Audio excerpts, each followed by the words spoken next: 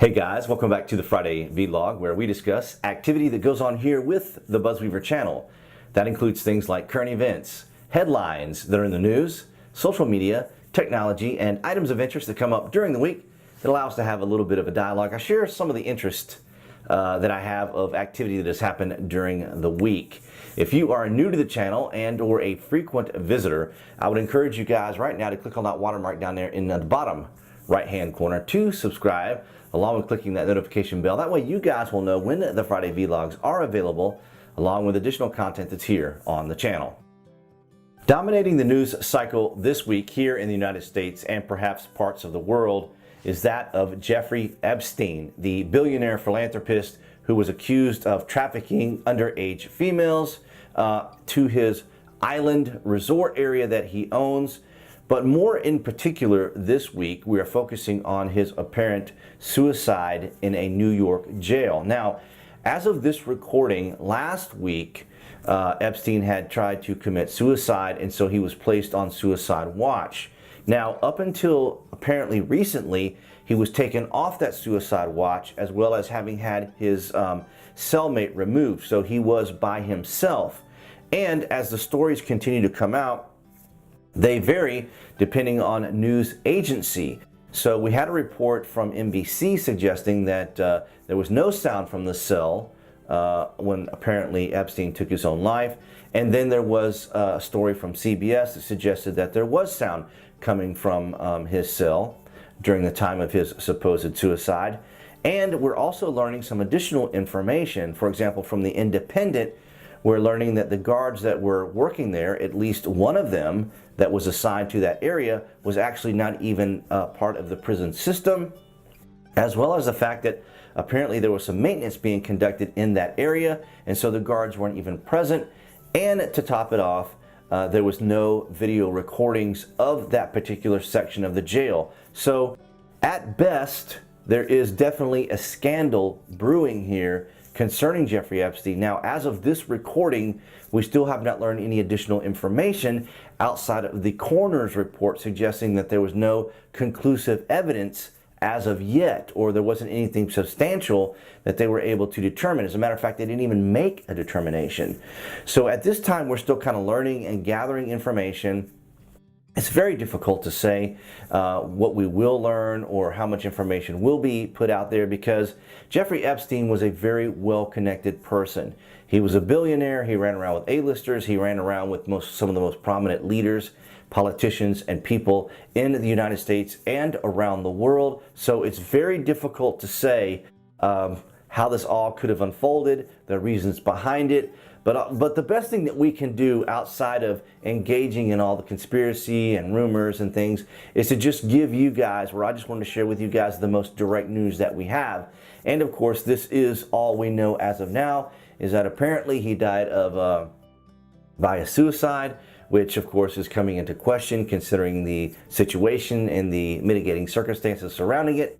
But nonetheless, guys, I will include some links down in the public section if you guys would like to peruse that information. Another very important and critical news story that I wanted to bring to you guys this week is in reference to the Hong Kong protests. Now, if you are familiar, let me bring you in with a little context. So, the wave of protests began in early June in opposition to legislation that would allow extradition to mainland China, where the courts are controlled by the Communist Party. Now, we have talked about this incident when it first broke in Hong Kong. Of course, as we understand it, there is a bill, there is a measure that is currently suspended that was going to allow the Communist Chinese to be able to extradite people. And of course, we already know the implications and potential abuse of that particular ability should China have that. Now, when the British turned Hong Kong over to China back in 1997, of course, there was certain provisions and certain levels of autonomy that were given to Hong Kong. So it was supposed to be like a one country, two party system, allowing Hong Kong its level of autonomy. So they have since morphed into calls for more direct elections. A call from Miss Lam. This is Christine Lam. She is what they call the executive chief of Hong Kong, or what would be the equivalent of a mayor or a governor of Hong Kong, to resign as an investigation of the police, among other demands. So they want an investigation of the police. Why are they taking this action based upon this bill? The bill is currently suspended by Miss Lam, who has suspended it within her administration, as it were. So Beijing, which views the unrest as a direct challenge to its authority — this is not uncommon for the Communist Chinese to have this type of attitude — has warned the protesters to stop and has leaned on Hong Kong's political and business elites to close ranks behind Miss Lam, a career civil servant. So basically, China is trying to get the authorities there or the leadership there in Hong Kong to kind of stifle this down. And as it's progressing, as we are learning as of this recording, it is now the authorities are now trying to turn this into a terrorist act or a terrorist activity because of its disruption of the airport, its escalation of violence, and things that are going on now. Much of the pressure on the business community has focused its recent days on Cathay Pacific, one of the territory's best-known international brands. So this is one of the businesses there that's been affected by this, but it's affecting everything and could affect the world market as well.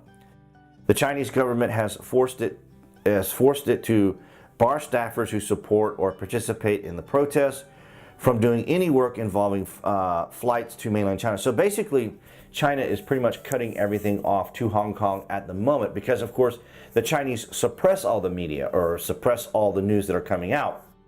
As a matter of fact, there is no form of protest or organized protest that is allowed in mainland China.